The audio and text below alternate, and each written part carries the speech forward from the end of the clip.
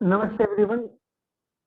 चलिए समय को बर्बाद न करते हुए, क्योंकि समय बहुत कम रहता है और उतने कम समय में बहुत सारी बातें करनी होती है, क्योंकि आज से थोड़ा सा लंबा सेशन चलेगा। तो चलिए हम लोग आज का वेबिनार स्टार्ट करने से पूर्व आज भी 2 मिनट का हम लोग प्रेयर करेंगे। उसके पश्चात आज का सेशन स्टार्ट करेंगे। सभी लोग अपने अपने जगह पर जिस भी स्थान पर बैठे हैं यथाशक्ति ध्यानात्मक आसन में बैठ जाएं। अगर चेयर में बैठे हैं तो अपने कमर गर्दन रीढ़ की हड्डी को सीधा कर लें और अपने दोनों हाथों को ज्ञान मुद्रा में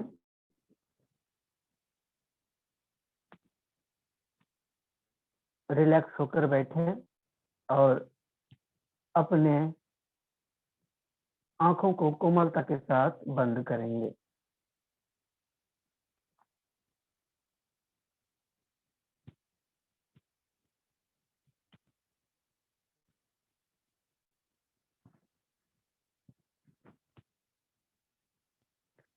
अपना पूरा ध्यान आपके नासिका द्वार पर,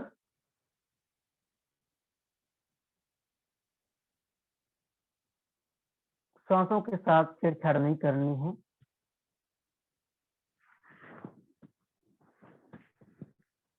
जो आ रही है और जा रही है श्वास, उस पर ध्यान केंद्रित करें। हर अंदर आती श्वास आपको ऊर्जावान बना रही है और हर बाहर जाती श्वास आपको रिलैक्स कर रही है। हर अंदर आती श्वास आपको ऊर्जावान बना रही है और हर जाती श्वास आपको रिलैक्स कर रही है।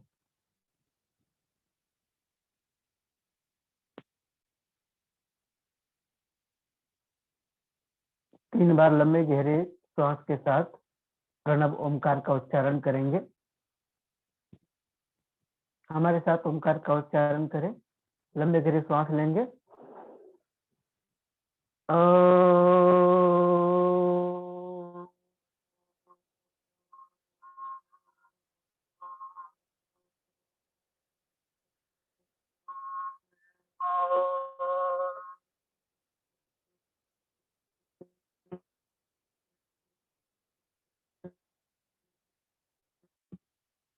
एक बार पुनः।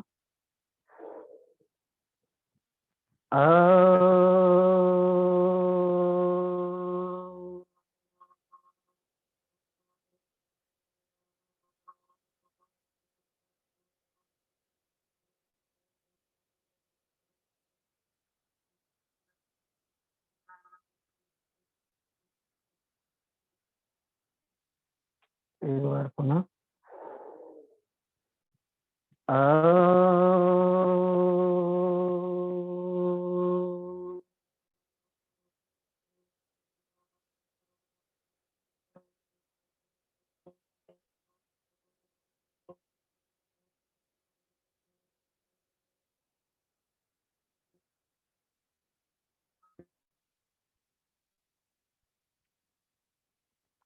प्रणव ओमकार के उच्चारण से आपकी बॉडी में जो कोई गोइट लिख कर आएगा उसे ओके कर महसूस दीजिएगा। करने का, उसे महसूस करने का प्रयास करें। वॉल्यूम बढ़ा हुआ है। म्यूट को अनम्यूट कर लीजिए।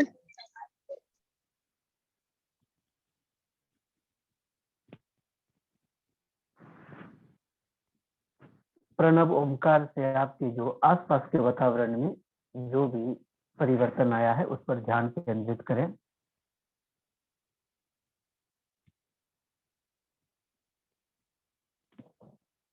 अब अपने दोनों हथेलियों को जोड़ते हुए अपने वक्त स्थल के सामने लाएंगे और प्रेयर करेंगे।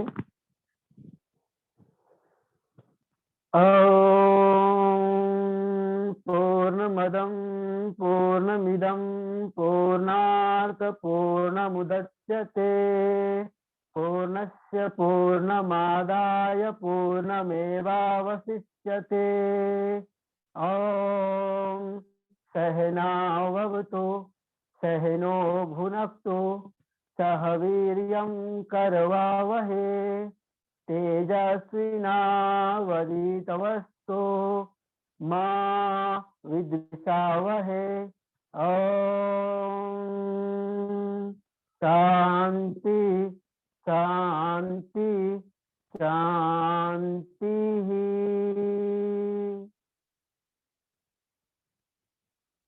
रिलैक्स हो जाए और अपने माता पिता गुरुजनों को धन्यवाद दें।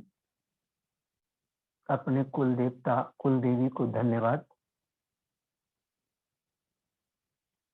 इस प्रकृति को बनाने वाले परमपिता परमात्मा और जगत जननी को धन्यवाद देंगे। उसके बाद दोनों हथेलियों को रब करते हुए अपने चेहरे पर फेरेंगे।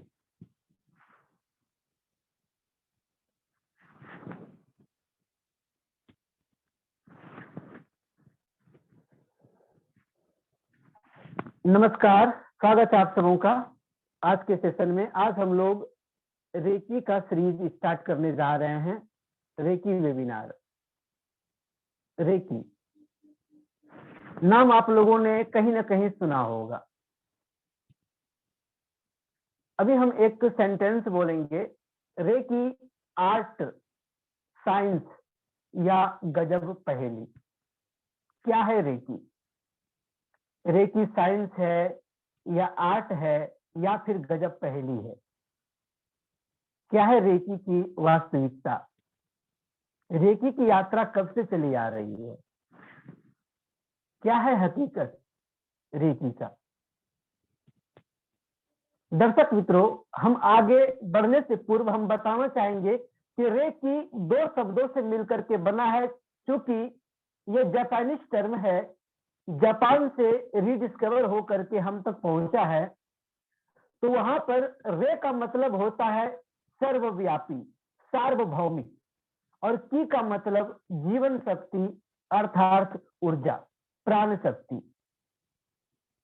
तो रेकी को जीवन शक्ति, सर्वव्यापी ऊर्जा के रूप में देखा जाता है।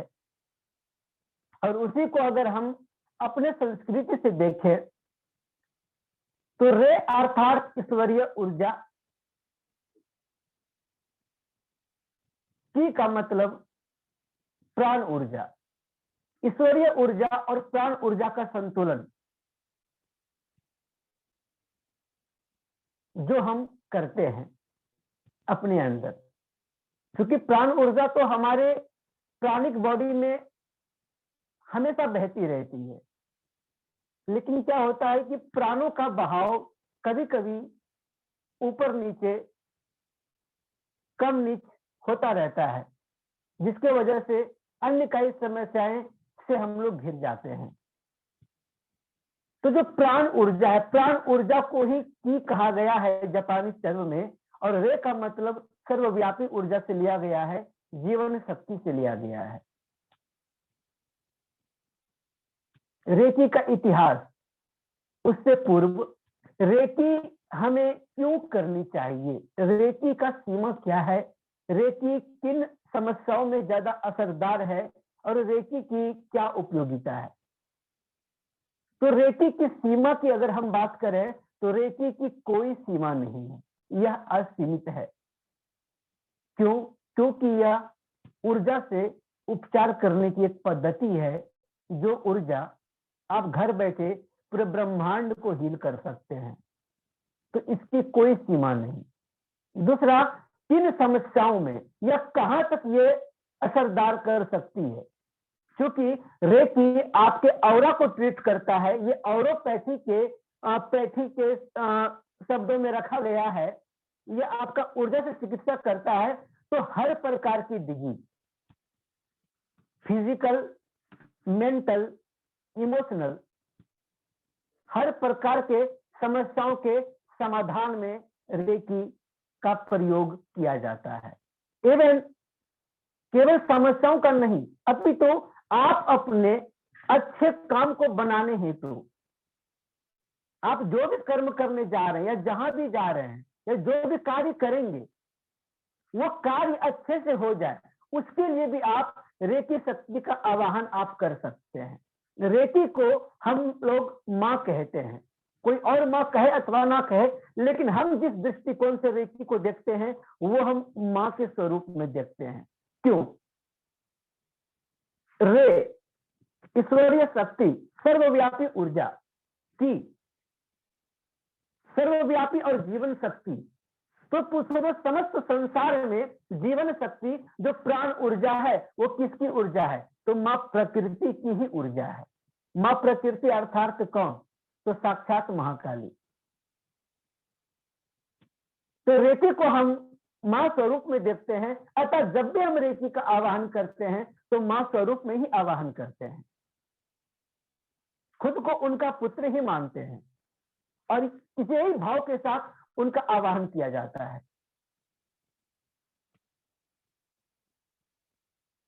तो रेकी का जो प्रचलन चला आ रहा है वो डॉक्टर मेकाओ उसवी से इसका व्याख्यान ज्यादातर हुआ, लेकिन उससे पूर्व कई सारे गुरुओं ने, कई सारे महागुरुओं ने इस पद्धति को संसार के समक्ष रखा। लेकिन रेकी का जिक्र कहाँ है? तो रेकी का जिक्र ऋग्वेद से लिया गया है। अभी थोड़ी देर बाद हम आपके समक्ष मैनुअल स्क्रीन प्ले करेंगे, स्क्रीन शेयर करेंगे मैनुअल का, वहां पर स्टेप बाय स्टेप हम लोग आगे की ओर चर्चा करेंगे। तो उससे पहले कि रेकी हमें इसलिए करनी चाहिए क्योंकि हर घर में आज समस्याओं से लोग जूझ रहा है, चाहे फिजिकल हेल्थ हो, चाहे मेंटल हेल्थ हो, या फिर रिलेशनशिप और कैरियर से समस्या हो, या फिर फाइनेंशियल से समस्या हो, या फिर एबंडेंटली समस्या हो। कोई स्ट्रेस से परेशान है, कोई डिप्रेशन का शिकार है, कोई डायबिटीज का शिकार है, तो कोई BP, blood pressure, high sugar, इस सब का शिकार है। हर घर में सभी व्यक्ति स्वस्थ नहीं है आज। क्यों? क्योंकि जीवनचर्या में, जीवन के भागम भाग के जिंदगी में हम लोगों ने बहुत सारी चीजें छोड़ दी हैं जो हमें अपने आचरण में लाना था, लेकिन समय के कम होने की वजह से वो नहीं कर पाए। अब प्रश्न उठता है कि रेकी जो हम करेंगे इसमें भी तो समय लगेगा, लेकिन हमारे पास तो समय ही नहीं है, क्योंकि हम बिजनेस करते हैं, हम जॉब करते हैं, हमारे घर में बहुत सारे काम होते हैं, तो हम कैसे करेंगे? ऐसी कोई बात नहीं है। 24 आवर में से 23 आवर आप पूरी दुनिया को दे दीजिए, संसार को दे दीजिए, परिवार को दे दीजिए, सबों को दे दीजिए, लेकिन कम से कम अपने लिए मात्र 1 घंटा अवश्य निकालें। अगर हर कोई अपने लिए केवल 1 घंटा ही निकालेगा ना 24 घंटा में, तो उसी में आपकी नैया पार हो जाएगी। और यदि नहीं 1 घंटा निकालते हैं तो इस संसार रूपी सागर में आपकी जिंदगी रूपी नौका डगमगाती रहेगी, क्योंकि समय रूपी ही पतवार है दोस्तों।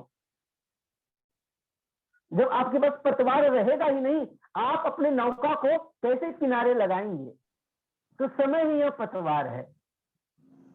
वो समय, जो समय आप खुद को देते हैं, खुद के लिए अभ्यास करते हैं, खुद के लिए प्रैक्टिस करते हैं। अब ऐसा नहीं कि 1 घंटा अपने लिए निकाले और 1 घंटा मोबाइल में या गप मारने में समय निकाल दिए, ऐसा नहीं। वहां पर आपको खुद में प्रैक्टिस करनी पड़ेगी, खुद में अप्लाई करना पड़ेगा, तभी उन चीजों को आप आत्मसात कर पाएंगे। तो रेकी की कोई सीमा नहीं, दुनिया में ऐसा कोई समस्या नहीं जिस समस्याओं का समाधान रेकी से नहीं किया जा सकता। ऐसा कोई प्रॉब्लम नहीं, और ऐसा कोई मीडियम या ऐसा कोई माध्यम नहीं जिस माध्यम से, रेकी के माध्यम से हम उन चीजों को अपने लिए बेहतर कर सकते हैं। सवाल आता है, क्या हम अपनी सोच को बदल सकते हैं? हमने इसलिए 2-3 दिन पहले से सबसे पहले हम थॉट के ऊपर आप लोगों से बात किए। क्यों थॉट के ऊपर बात किए? क्योंकि यह भी मैटर करेगा। ऑरा के ऊपर हमने बात किया, ऑरा भी मैटर करेगा। तो ये छोटी छोटी चीजें जो मैटर करती है, जो आपकी जिंदगी में बदलाव लाने में सहायक साबित होगी।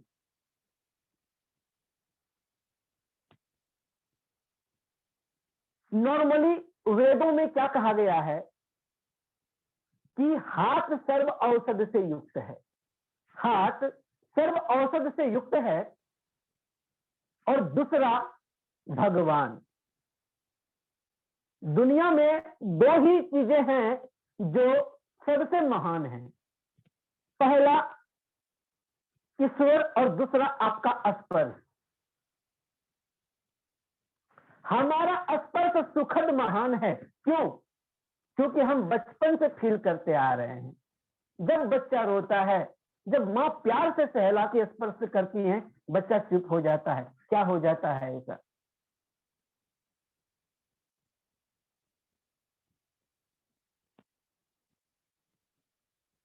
चलिए अभी हम आपके साथ अभी थोड़ा शो करते हैं, स्क्रीन शेयर करते हैं।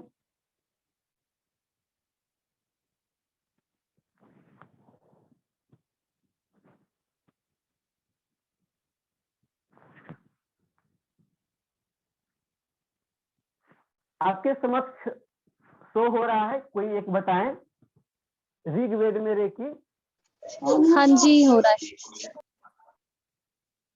देखिए ऋग्वेद में रेखी में सबसे पहले नंबर में क्या लिखा है? ओम अयम में हस्तो भगवान अयम में भगवत तरह अयम में विश्व भेष जोयम शिवा भीमर्शनम।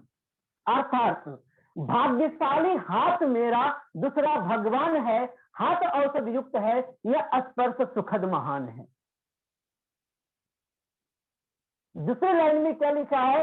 मेरा यह हाथ भाग्यवान है, मेरा यह हाथ सब औषधियों से युक्त है, यह शुभ स्पर्श वाला है। My hands are a gift of divine having all healing powers, each touch is very pierce. ओम हस्ताभ्याम 10 शाखाभ्याम जिह्वा वाचन पुरोगवी अनाम यत्नुर्भ्याम हस्ताभ्याम ताभ्याम स्वाभिह निशामसी। वाक प्रेरक जीभ मेरी, हाथ की 10 उंगलियां, रोग हर की स्पर्श से ही हाथ की 10 उंगलियां।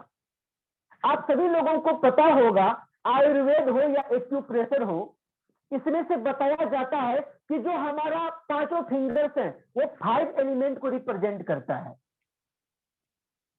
तो ये 5 तत्व से भी हीलिंग में हमें मदद मिलती है। उसके बाद देखिए 10 सार वाले हाथों के साथ वाणी को आगे प्रेरणा वाली मेरी जीभ है। इन निरोग करने वाले दोनों हाथों से हम तुझे स्पर्श करते हैं। I touch you with divine healing hands having 10 branches of healing fingers, which is inspired by the power of my word tongue. आप देख सकते हैं यहाँ पर यह भी दिया गया है कि ऋग्वेद के 10वें मंडल में 137वां सूक्त, अथर्ववेद के 4th कांड में 13वां सूक्त, इस सूक्त के नाम रोग निवारण सूक्त हैं, जो हम आगे आने वाले समय में आपके समक्ष प्रस्तुत करेंगे। रोग निवारण सूक्त क्या है? इसका अन्य नाम वशिष्ठ विद्या भी कहा गया है। तो ये सारे रेफरेंसेस हैं जहां पर आपको ऋग्वेद में आपको रेकी का थोड़ा सा ट्रेस मिलता है, आपको आधार मिलता है। देखिए रेकी की दिव्य यात्रा कहां से आरंभ हुई? तो सबसे पहले इसको यूज साक्षी मुनि गौतम ऋषि ने किया, भगवान बुद्ध ने 2500 वर्ष पहले। उसके बाद ईसा मसीह ने, उसके बाद पुनर्डिस्कवर हुआ डॉक्टर मेकाउसुवी के द्वारा जापान में। उनका जो पहला शिष्य था वो शिष्य थी वो मैडम हवाओ टकाटा जी, उसके बाद विलियम ली रेड, उसके बाद विलियम चैन सियांग हाउ, उसके बाद डॉक्टर एनके शर्मा, जिन्होंने इस विद्या को इंडिया में पहली बार लाया। तो ये थी यात्रा रेकी की। और रेकी का सबसे महत्वपूर्ण तथ्य देखिए, ये जो पॉइंट अभी जो आपके समक्ष है, यह पॉइंट क्या है? यह पॉइंट वो पॉइंट है जो पॉइंट मैंने पहले भी आपको 2 दिन पहले भी हमने आपके साथ डिस्कशन किया था कि जरूरी है थॉट प्रोसीजर। तो देखिए जापान वाला कितना होशियार था, उन्होंने क्या सेंटेंस लिखा है अपने जीवन में बदलाव के लिए।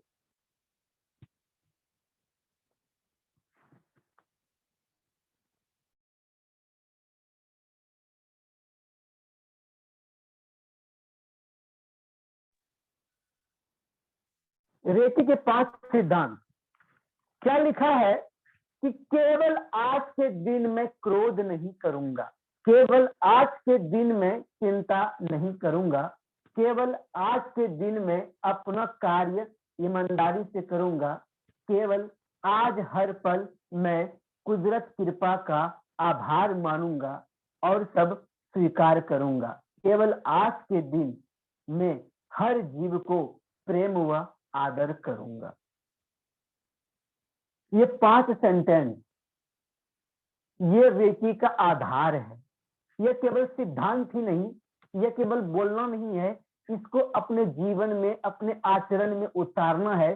जिस दिन आप इस आचरण को अपने जीवन में उतार लिए उस दिन आपके अंदर ऑटोमेटिकली आप हील होना शुरू हो जाएंगे, आपके अंदर हीलिंग पावर आनी शुरू हो जाएगी और आप हील होने लगेंगे।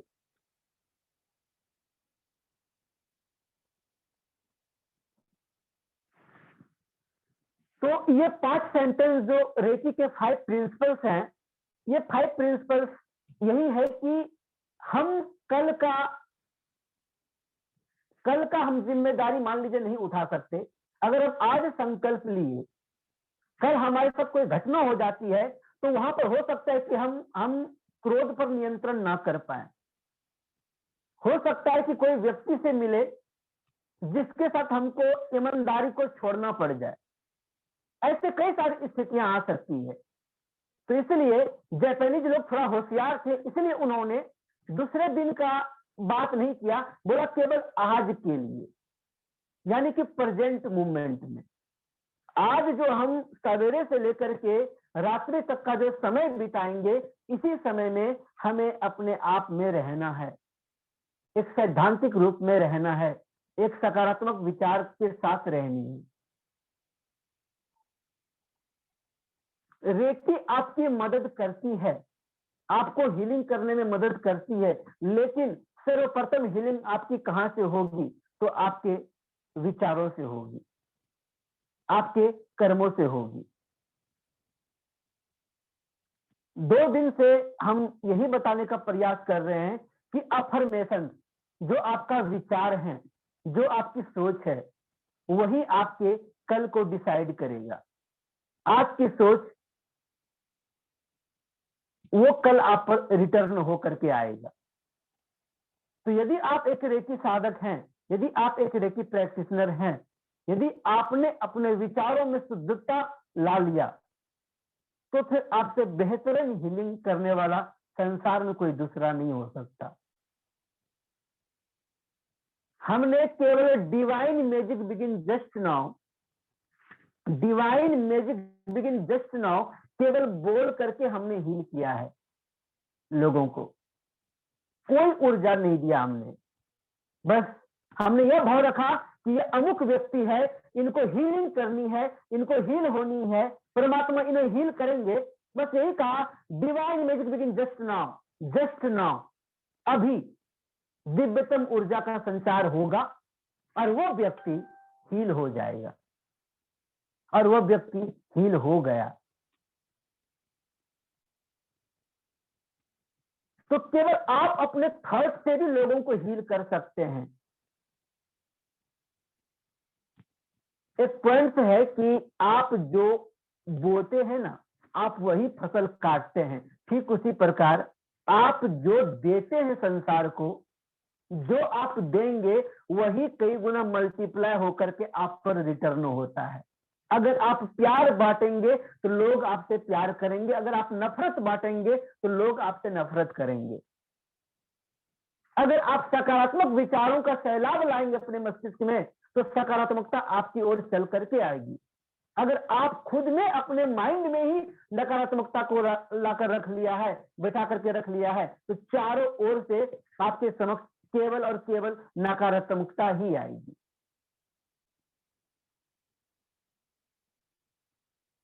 ये दो बातें बिल्कुल ही महत्वपूर्ण है जो हमें हमेशा स्मरण में रखना होगा।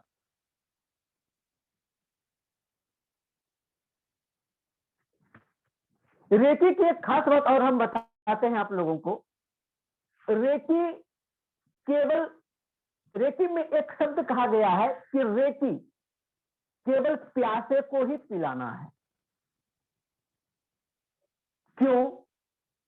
समझिएगा बात को। अगर आपको प्यास लगेगी तो ही आप पानी पिएंगे अच्छे से।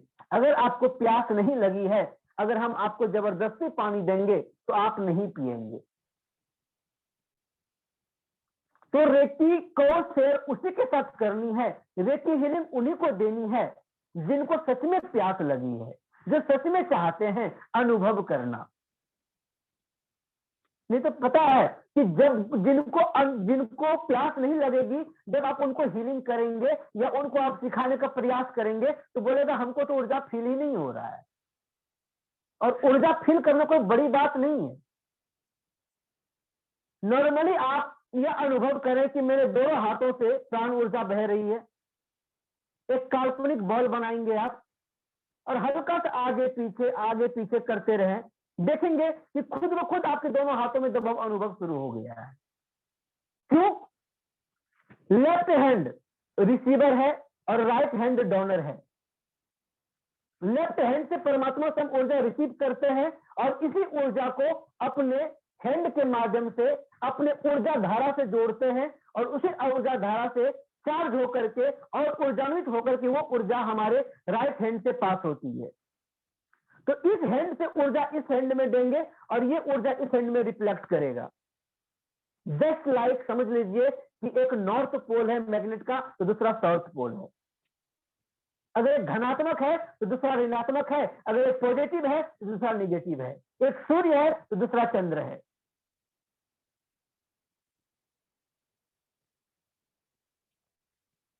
नॉर्मली ऊर्जा फील तभी होगी जब आपका हाथ पूरा और पूरा रिलैक्स होगा। हाथ में हल्का सा भी दबाव रहेगा तो आपको ऊर्जा फील नहीं होगी। नॉर्मली आप नॉर्मल तरीके से केवल आपको यह भाव करना है, हे परमपिता परमात्मा हमें शुद्ध प्राण ऊर्जा प्रदान करें। थोड़ा अनुभव करें ऐसे करके, हाथ को पूरा खुला छोड़ दें और पूरा हाथ को ढील छोड़ें और आंख बंद करके हृदय से कहें, हे परमपिता परमात्मा आप हमें शुद्ध ऊर्जा प्रदान करें, शुद्ध प्राण ऊर्जा प्रदान करें। आपकी पूरा ध्यान आपके पाम चक्र पर, आपके हथेलियों के सेंटर में। आप देखेंगे धीरे धीरे आपके पाम चक्र पर, आपके हथेलियों में दबाव अनुभव हो रहा है। अब अनुभव करें कि वही ऊर्जा आपके लेफ्ट हैंड से पास होते हुए आपके हृदय चक्र के बीच आपके ईश्वर के प्रकाश के सर्वोच्च धारा से गुजरती हुई आपकी राइट हैंड से पास हो रही है और आप अपने राइट हैंड के पाम पर अनुभव करें। देखें कुछ फील हो रहा है।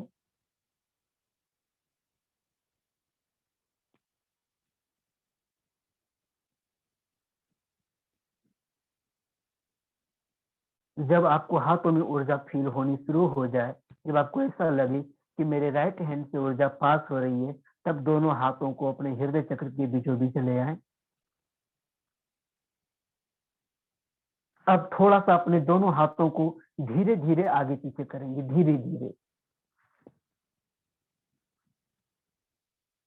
देखेंगे कि दोनों हाथों के बीच दबाव आपको अनुभव हो रहा होगा।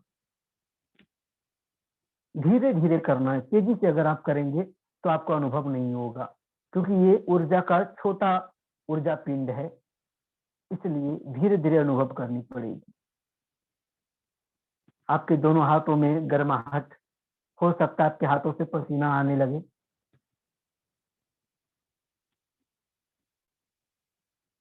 अगर यह अभ्यास हो जाए तो आप अपने दोनों हाथों को जोड़ करके समाप्त कर सकते हैं। तो नॉर्मली एक नया साधक जो जिनको ज्ञान नहीं है हीलिंग के बारे में, जो कोई मॉडलिटी नहीं सीखा हुआ है, वह भी इस अभ्यास के जरिए ऊर्जा को फील करने का अभ्यास कर सकता है। जब तक ऊर्जा को फील करने का प्रयास नहीं करेगा, अभ्यास नहीं करेगा, तब तक उनको फील नहीं होगी। दूसरा पॉइंट कि जब कभी भी हम रेकी का शक्तिपात लेते हैं, एनर्जी लेते हैं, तो हम डायरेक्ट यूनिवर्स से ले सकते हैं, लेकिन चैनलाइज्ड होना पड़ेगा सर्वप्रथम। एक बार अगर आप चैनलाइज्ड हो जाते हैं रेकी ऊर्जा से, जब आप जोड़ेंगे तो कभी भी केवल अपनी ऊर्जा नहीं लगाना है। अगर केवल आप अपनी ऊर्जा से किसी को हील करेंगे तो आपके बॉडी के ऊर्जा में कमी आनी शुरू हो जाएगी। इसलिए हमेशा आपको यूनिवर्सल ऊर्जा से जोड़ना है, अपने आप को मीडियम बनानी है।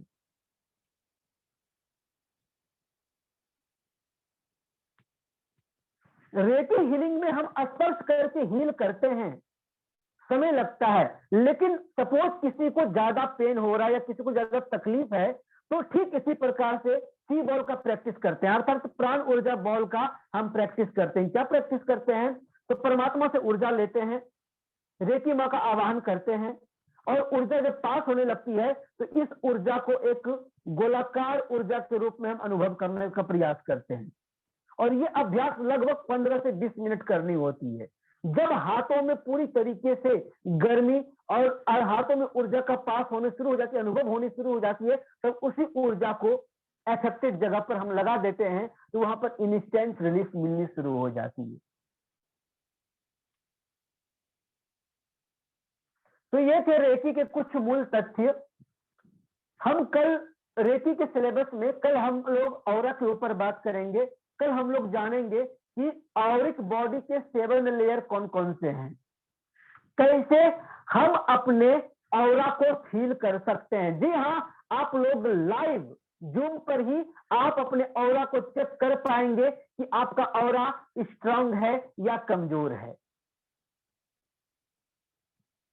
तो अभी जो कंटिन्यूअस जो 31 जो वेबिनार चलेगा, मिस ना करें, लगातार ज्वाइन करेंगे ताकि आपका कोई टॉपिक छूटा ना रह जाए। तो कल हम लोग जानेंगे कि ऑरा को कैसे स्कैन किया जाता है, ऑरा को कैसे देखा जाता है, उसको फील किया जाता है अपने हाथों से। कोई बाहरी ऑब्जेक्ट से नहीं, कोई मशीन से नहीं करना, आपको अपने हाथ से करना है और आप कर सकेंगे। हाँ, शुरुआती दौर में हो सकता है कि ना हो, लेकिन करत करत अभ्यास से जड़मती हो तो सुजान। तो जब तक लगातार आप अभ्यास करेंगे तो आप देख पाएंगे।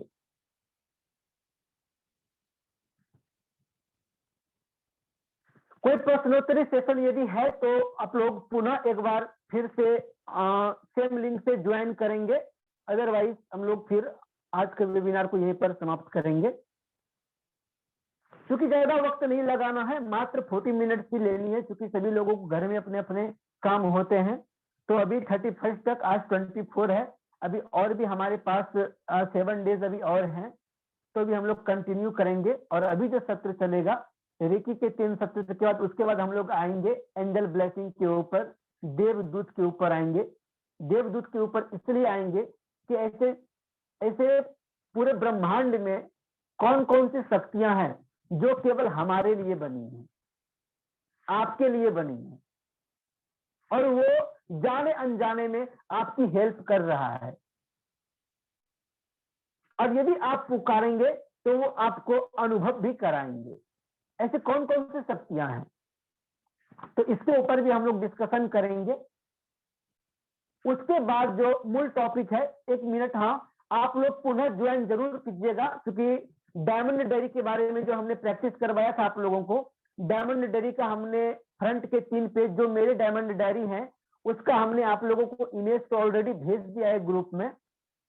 तो अभी फिर से अभी हम आप लोगों को दिखा देंगे कि उसके बाद अब आपको डायमंड डायरी लिखने का अभ्यास करना है, आपको शुरुआत करनी है। आपको जो कुछ भी चाहिए जैसा कुछ भी है उसके बारे में थोड़ा सा भी हम लोग डिस्कशन करेंगे नेक्स्ट वेबिनार में। ये 40 मिनट्स